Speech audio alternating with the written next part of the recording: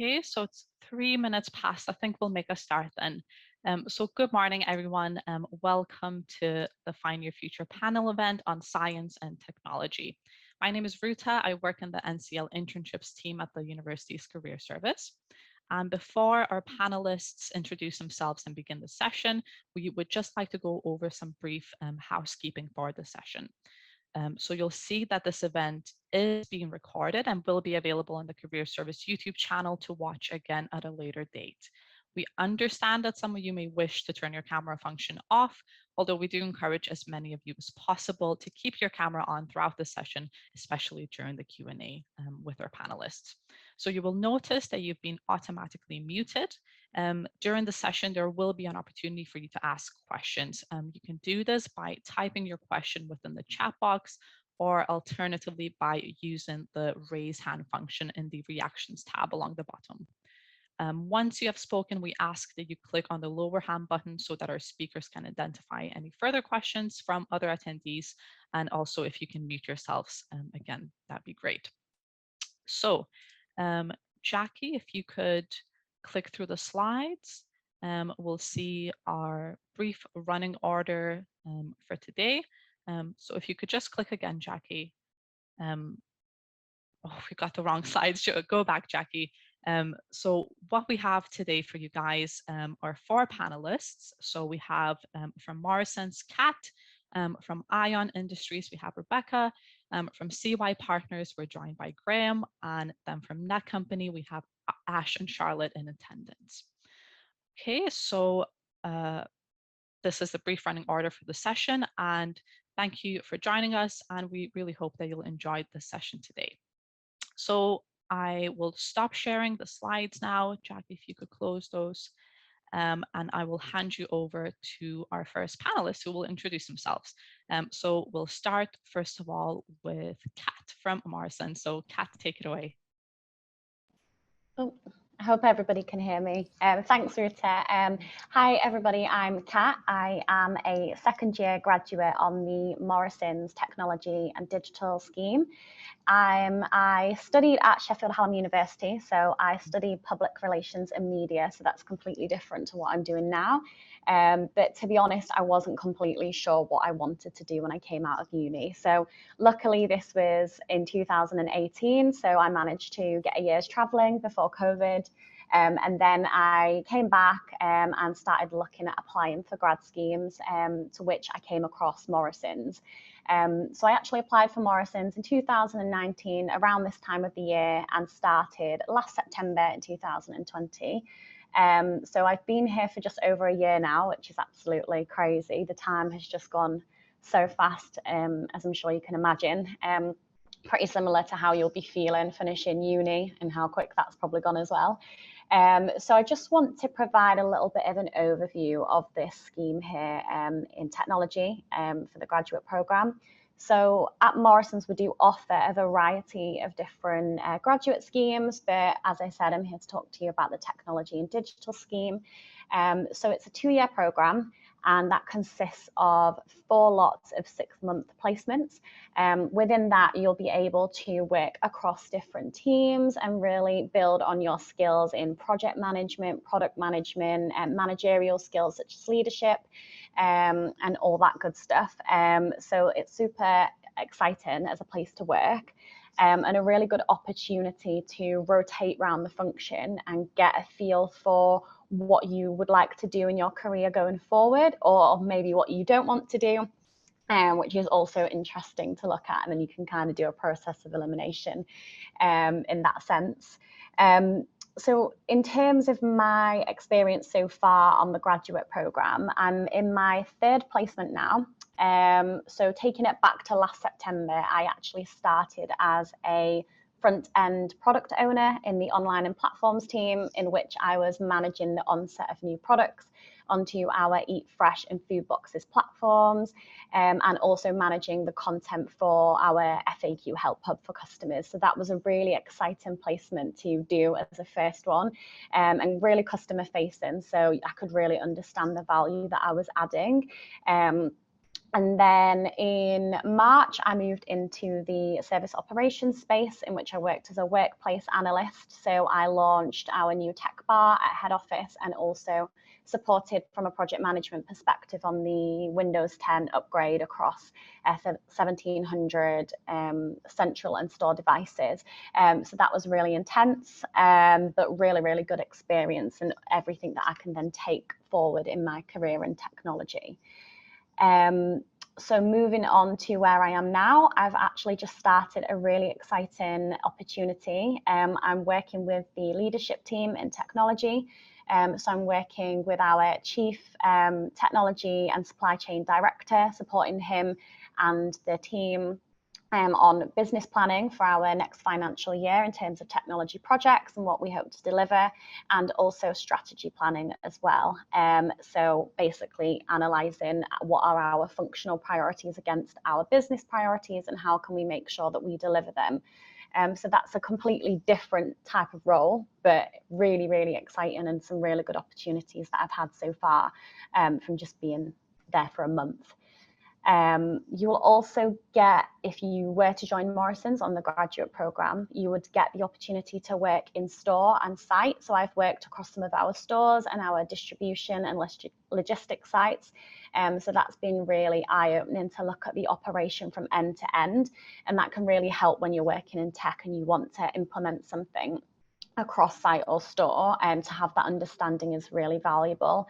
So that's a really another great aspect of working for Morrisons.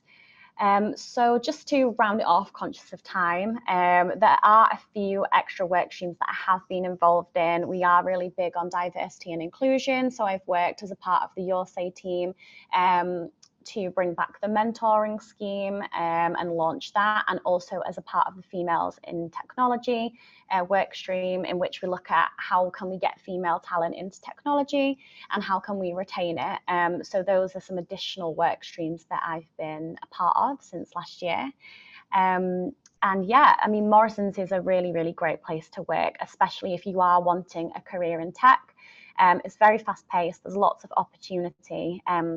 And you do get to work closely with senior members of the business and put forward your ideas and you get a lot of responsibility from the get-go.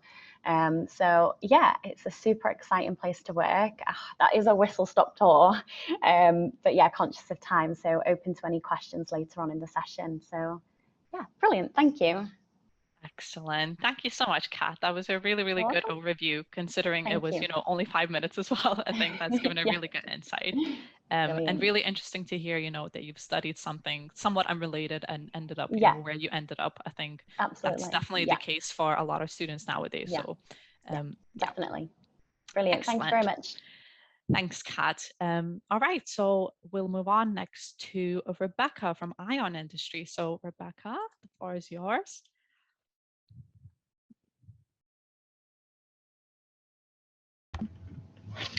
Thanks, Ruta. Sorry, I'm hoping that you can see my screen now. Is that right? Yeah, if you just make it slightly larger, so that it fits the full screen, and then it'll be brilliant. Yeah. Yeah, is that good to go? That's just gone back to. Oh no, that's just gone back to the full screen. Yeah, it looks excellent. Thanks, Rebecca. Fab. Okay, brill. Well, morning, everyone. My name is Rebecca. I'm the Internal Talent Manager at Ion Industries. For those of you that haven't heard of us, Ion is a cloud software consultancy. We specialise in financial and business transformations through the application of some of the world's leading technologies. So we were originally established in 2016. Since then, we've delivered more than 150 projects aimed to help businesses essentially automate their processes and improve efficiency at the end of the day. We work with a wide range of customers in a variety of different industries, ranging from technology, software as a service, healthcare, utilities, charities, security, the list goes on. So the two core areas that Ion specialise in are cloud accounting and CRM solutions, or customer relationship management solutions. On the cloud accounting side, we partner with industry leaders such as Sage, Financial Force, Accounts IQ, and ChargeBee, essentially with the aim of helping businesses to modernise their accounting software and reap all of the benefits of moving from traditional to cloud-based solutions. On the CRM or customer relationship management side, we're a Salesforce Silver partner. So we help organizations to get a 360-degree view of all of their different business functions in one place. So if you think sales, marketing, customer service, support, and commerce all on the one screen, it allows you to streamline your processes, increases visibility within teams, and ultimately drives efficiency and profitability across the organization.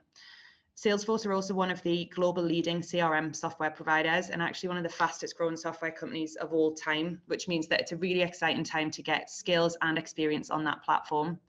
Now, a lot of organizations will already have systems to support either their CRM or their billing and accounting processes, but ION's expertise really lies in aligning these systems. We're a team of experts that help implement every single part individually, but we also connect the systems together for complete visibility from lead to ledger for the organization. So what does a graduate journey look like at ION? Now, every grad that joins us, irrespective of the team that they'll join, will enroll in our Graduate Academy of Excellence, and they'll work through a tailored development plan within the first 12 months, taking them from complete novice all the way through to completely autonomous within the business within that first 12-month period. So through a combination of classroom and experience-based learning, ION graduates will become subject matter experts within their teams within a relatively short amount of time and become valuable contributors to the business as a whole. Again, with a focus on personal and professional development, grads will gain the opportunity to work through various different certifications depending on their area of expertise. So anything from Prince 2 certifications on the project management track to implementation specialist certs in Salesforce, Financial Force, and Sage. Now, although they do become subject matter experts in their field or their specific product, they also gain the chance to gain exposure and experience in other technologies or areas of the business as well, meaning that they can contribute across the board, upskill themselves, and really help drive the growth of the business forward. So a recent example of this has been, we had one of our graduates come in as a Financial Force specialist. We identified fairly quickly they had some fantastic programming skills that we could utilize not only in Financial Force, but also within our Salesforce team as well.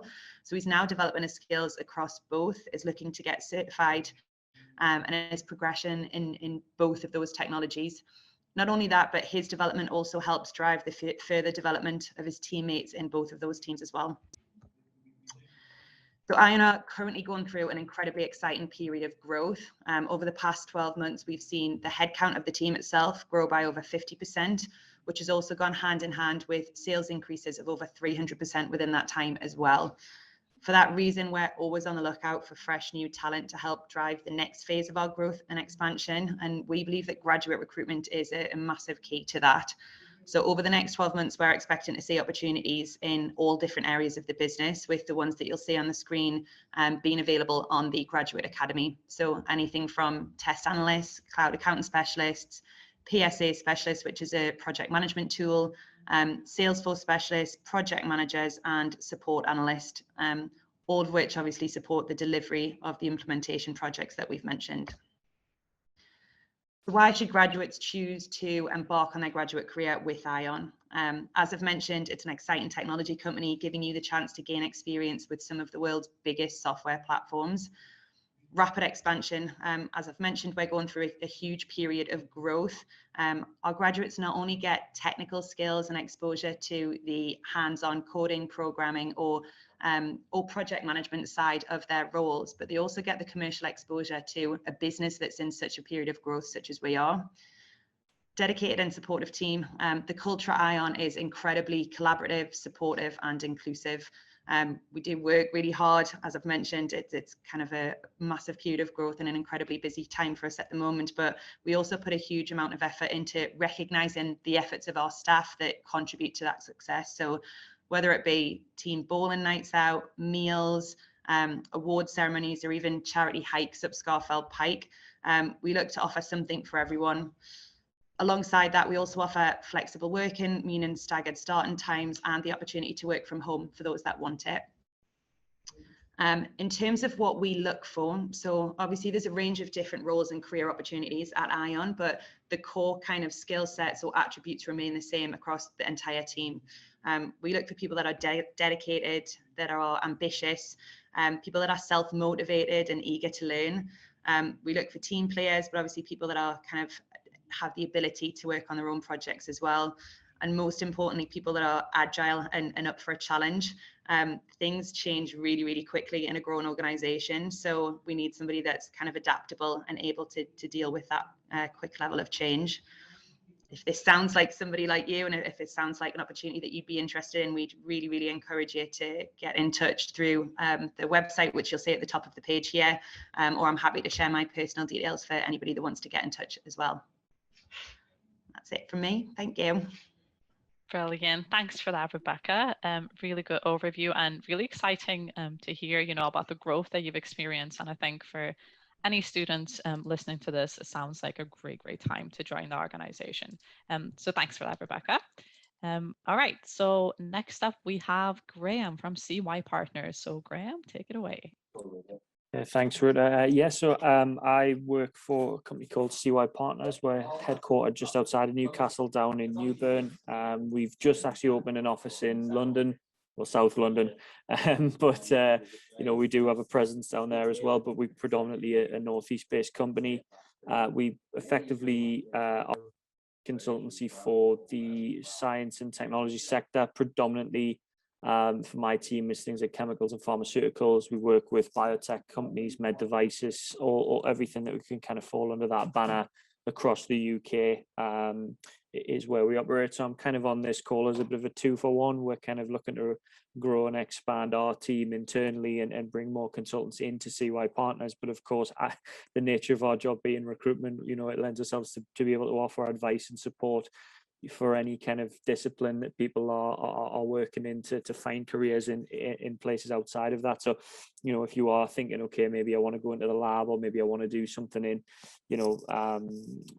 chemicals or pharmaceuticals or anything like that, we can provide advice and help you to find that job there.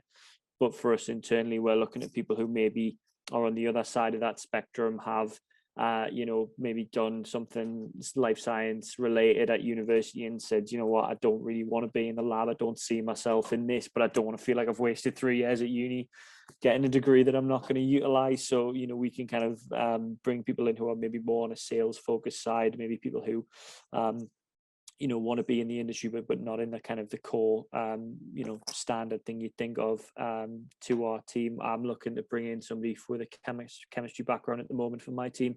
We're also looking for somebody with a more kind of life science, something like biomedical science or something like that for a department which focuses on supporting our large pharmaceutical clients, so like GSK predominantly, and some of those ones. So working with quite, big organizations that are quite demanding, but definitely rewarding experience to be able to sort of help people to find jobs in the industry. So that's effectively what we do. It I don't want to make it any more complicated than that. If you're looking for a job in science, in the lab, or in that kind of sector, help.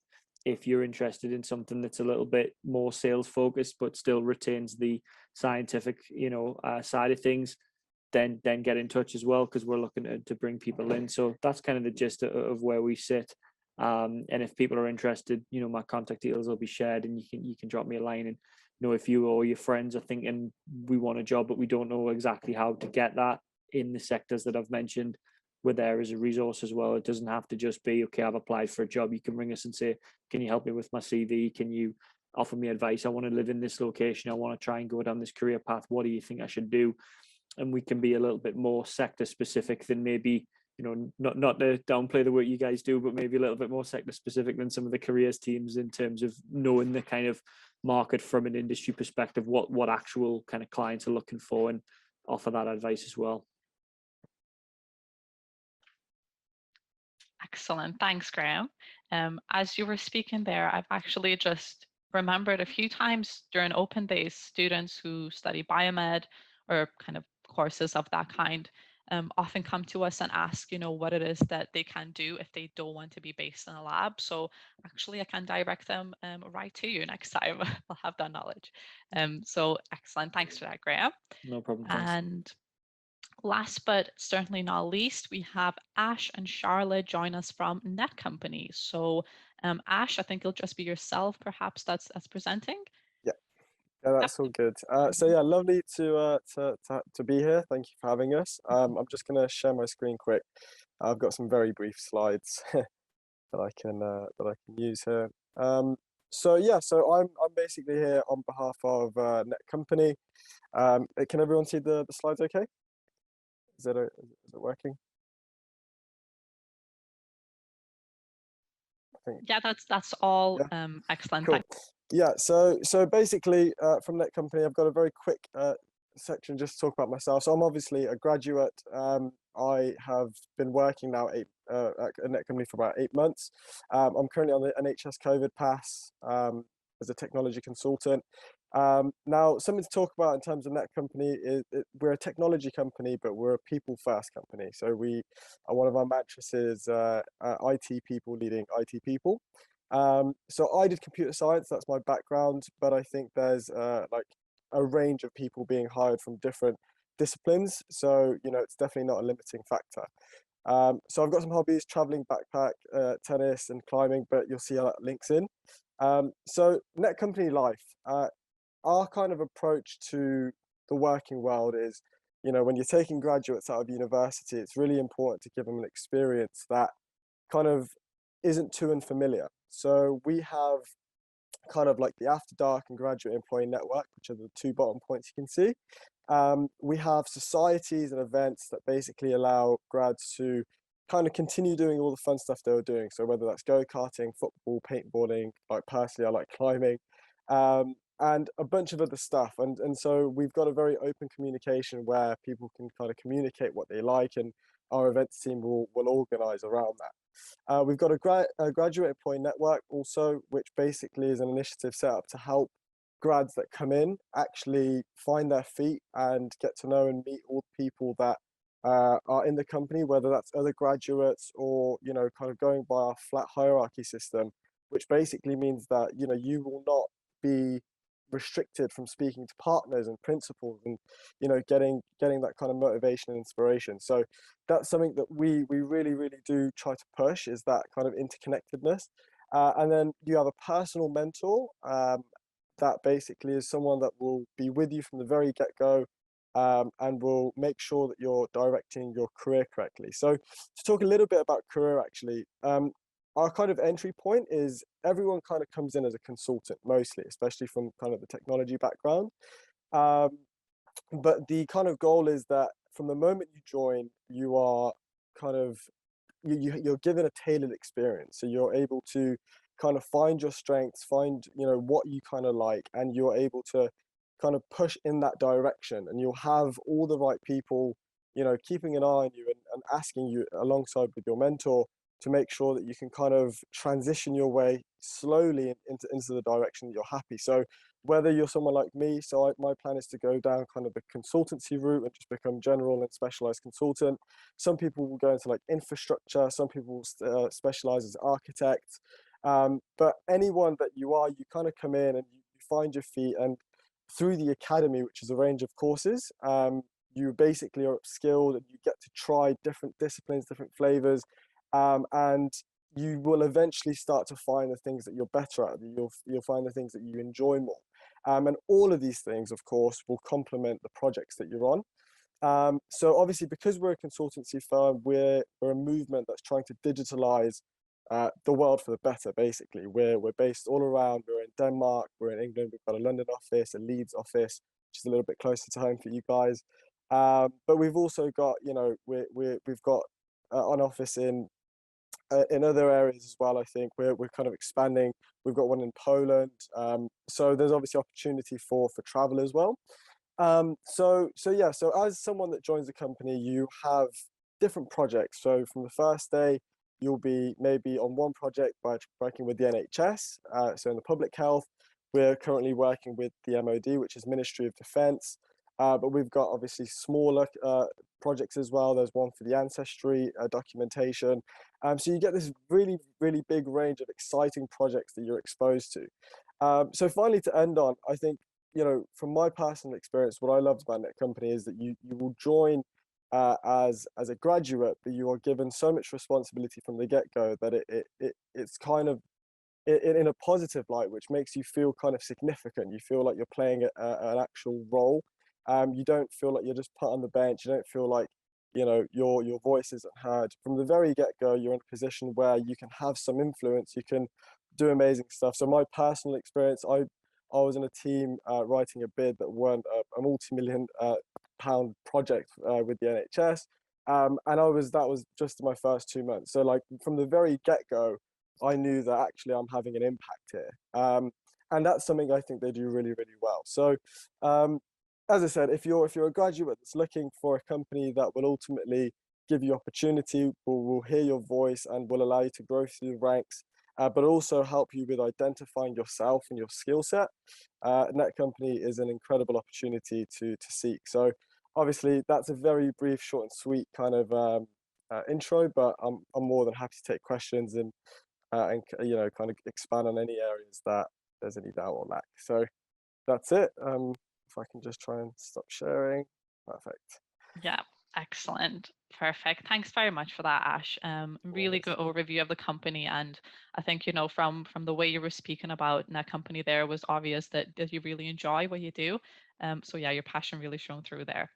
All right, so thank you to all of our panelists for your presentations, and you know, hopefully our audience has found this interesting and insightful. Certainly I have. So now we will move on to the Q&A part of this session. As mentioned before, you can either type your question into the chat box, or if you want to, you can use the raise hand function and speak to our panelists via audio instead. I do think I've just seen don't mind me. So we do have a question from Daria in the chat. So Daria says, hello, where can I get correct and up-to-date info about internships in companies? And where can I get Graham's contact, or should I just use contact information from CY Partners webpage? Thank you in advance. So Graham, I think Graham said that he would be happy to share his contact information just on here. Is that right, Graham? Yeah, I can put it in the chat, or you can find me pretty easily on LinkedIn if you've got a profile. Just send me a request on there, and I can contact you directly there. But yeah, I'll put my email address in the chat as well. When it comes to internships, I'm not sure which year of your course you're in. If you're looking for a year in industry or something like that, that isn't something as an agency that we tend to get involved in too much, other than we actually have one at the moment for chemical engineering, which we're trying to kind of, we've actually been asked by the company to target Newcastle University's chemical engineering team for that, so I may be in touch with the career service a little bit later for that separately. But yeah, it's quite difficult for us to do that, because obviously we are effectively paid for finding staff, and if that staff member is only there for a year, you know, as a kind of a second year student, it tends to be something that companies try and do themselves. But I can offer advice on how I would approach that, sort of individually, if that is what you are looking for. I can kind of give you some guidance on what I would do and how to kind of, you know, go about contacting companies to try and ask them if they do offer those kind of placements. Yeah. I mean, I'll ask everyone else as well about any internships or placement opportunities that you have at your companies. But certainly, I think, Graham, that would be a really good insight for just anyone listening later on YouTube as well. How do you go about seeking out those internship opportunities? No problem. So Ash, could we turn to you? So does Netcompany offer any internships or placements at all?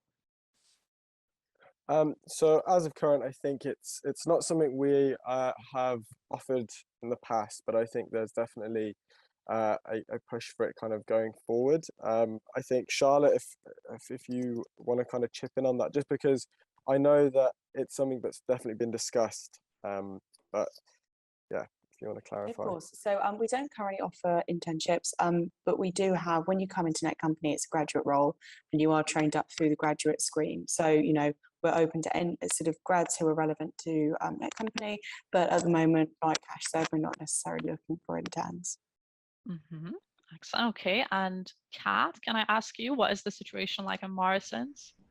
Hi, yeah, so we do offer industrial placement, so a year in industry as part of your university degree.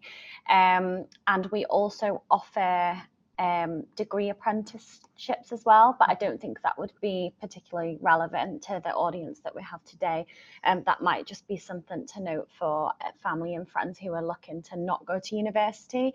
But well, you still get a degree, but you work through that degree. But yeah, we have industrial placements. So I think we've got one in finance, supply chain, manufacturing.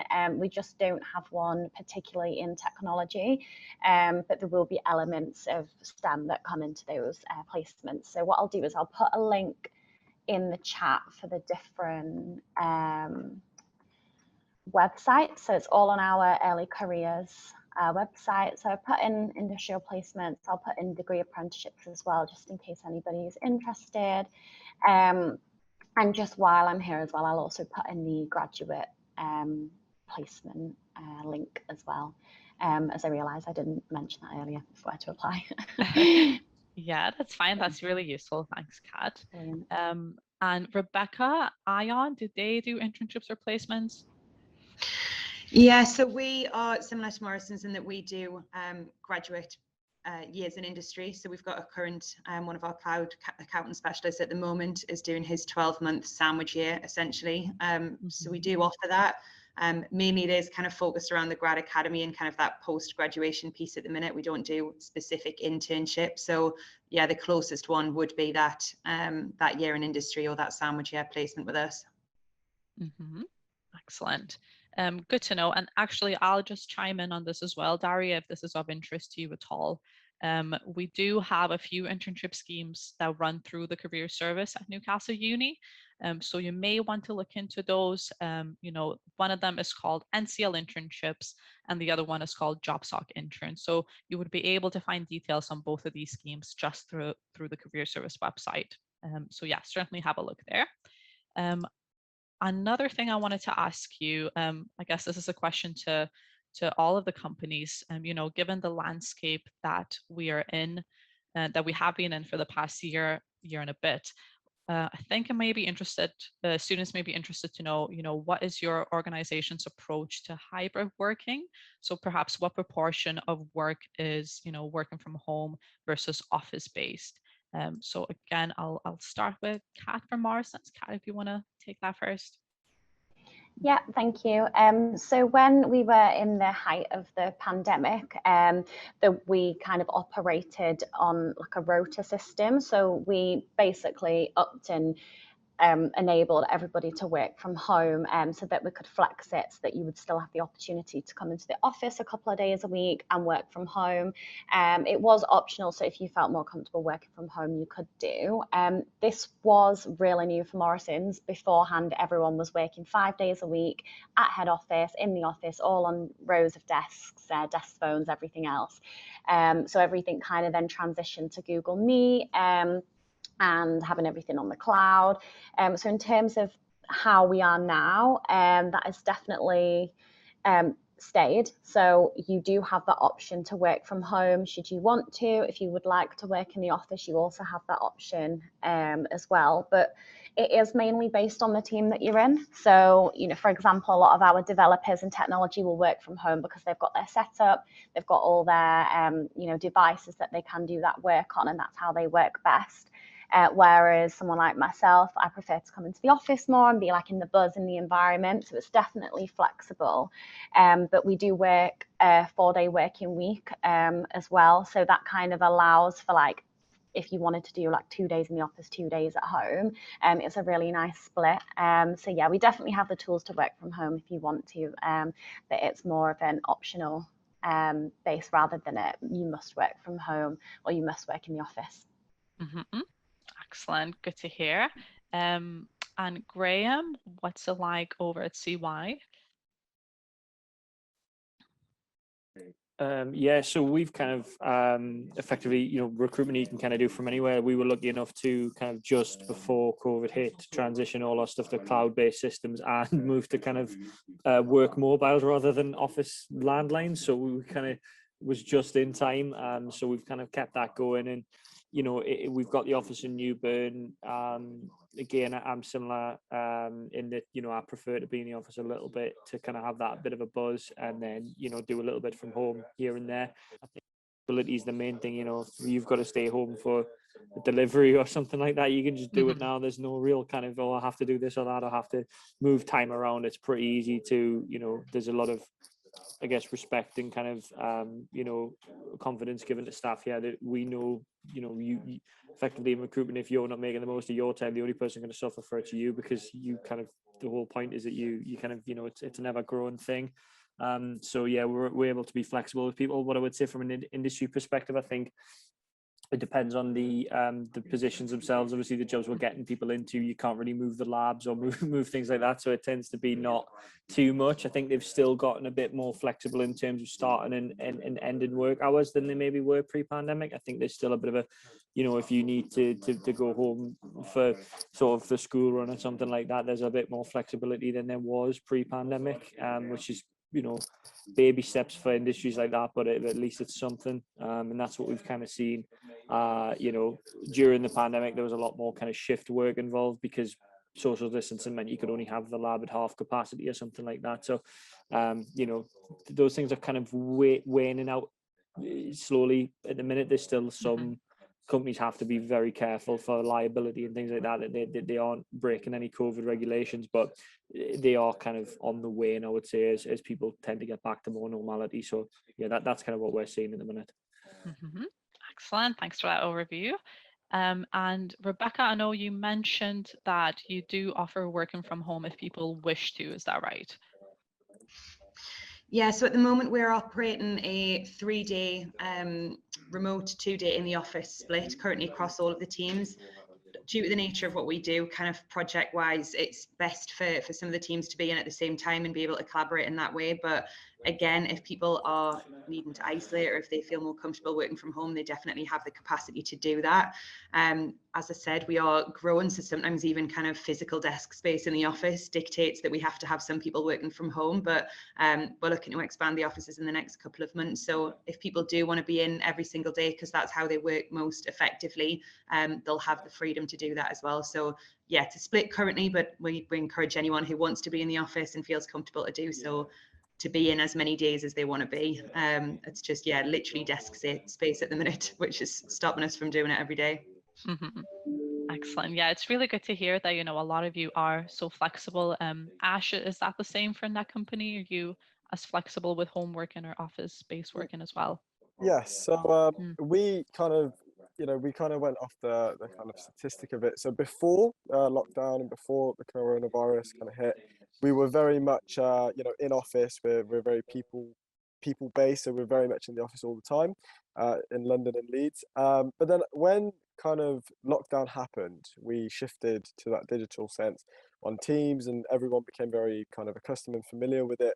What we noticed is our growth actually, you know, we've got an incredible growth. We've had 20% growth, you know, consistently for the last like 15, 20 years. But even when coronavirus hit, even going digital, we were able to maintain that growth of 20% a year. And we actually grew by double in terms of kind of in the UK, the amount of people that we hired. So we found that we're just as effective digitally as we are kind of in person. So the approach that we're having now is a hybrid model where we've got the office space to kind of you know, take in, and we've got the capacity for basically everyone, but we have made it very clear that it's a project by project basis. So as a consultant, you're going to be on different projects at different times. So if there is a project manager or a client, for example, that needs or requires the team to be in person, then of course you will be able to go into the office. You'll have your own space. Sometimes you'll have your own office rooms. Kind of very collaborative. It's not like everyone has a cube office like desk space they have to work in. It's kind of just like you go in with your team, you find like a little spot, like a little hot desk kind of thing, and you just, you know, if that's productive for you, then that's productive. But other than that, you know, we've got a lot of people currently working from home, and that hybrid model is kind of here to stay. So definitely a lot of flexibility in that sense. But of course, there will be times that being in person is required, but there's no set thing, you know, 3 days a week or anything like that. It's just, it's from project to project basis. Excellent. All right. Yeah, really nice to hear that you're all so flexible. And yeah, thank you all for that. Another question I wanted to pose to you that I think students might find quite interesting is, do you recruit from all degree disciplines? You know, how much does your actual degree matter when applying to roles in your company? And again, I'll just start with Graham, if that's all right.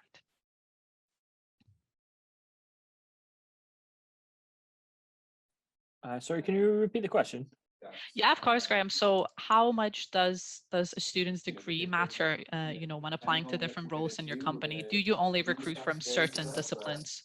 For our company, I think, you know, being in the industry we're in, you know, a lot of the jobs we work on are quite niche. So having a base understanding from that background is important. And we kind of, you know, it adds kind of client confidence if you're dealing with somebody that knows that you know what they're talking about, if they're using specific key terms. And we've almost kind of gone even more micro in terms of, I mean, I've got a chemistry background, but when I first started, I was very much doing a kind of broader range of things, and just innately having a scientific background means you're going to understand things more than a layman.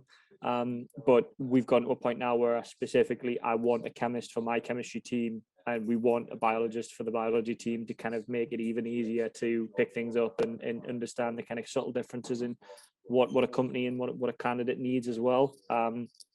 Obviously, when it comes to the external side, that is important as well. You know, people aren't going to hire somebody from a psychology background for a chemistry job and vice versa. So it's got to be something where those things link up. What I would say is I think the level of degree doesn't necessarily matter as much as it used to. I think people sometimes thought, okay, well, if I get as much, you know, if I don't get a first class or 2-1, then there's no point in hiring. And I think that's a negative attitude to look at things from. Mm-hmm. And also thinking that just because you get a PhD means you're going to be more employable is also kind of a bit of a myth as well, in terms of, you know, yes, it might open some doors slightly higher up, but it'll shut a lot more of them lower down because you're becoming more specialized. So you're closing yourself off to different things. So yeah, I would say that it does matter, but it doesn't mean that you know, you can't work around that or can't look at different ways to kind of assess what it means to have that degree and the career options you've got from there. Mm-hmm. Okay, thanks, Graham. What about Morrison's Cat? What's it like there? Hi, so it's actually changed a little bit since I applied. So for the technology scheme, we are moving more towards asking for a STEM related subject in your degree. Of course, that covers quite a wide range of degrees.